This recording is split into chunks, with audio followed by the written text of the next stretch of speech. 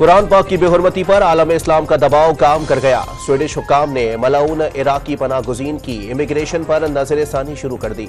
सी pack के 10 साल मुकम्मल। चीनी नायब वजीर आजम तकरीबात में शिरकत के लिए कल इस्लामाबाद पहुंचेंगे।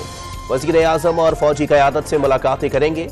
वफाकी दारुल हुकूमत में 2 रोज़ा मकामी तातील का ऐलान।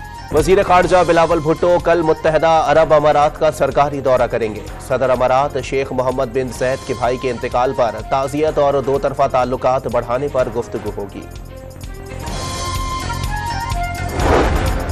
रावल डैम में पानी की सतह 1749 फुट तक पहुंचने पर स्पिलवेज खोल दिए गए। दरियाए कोरंग के गिरदोनवा दफा 144 नाफिज।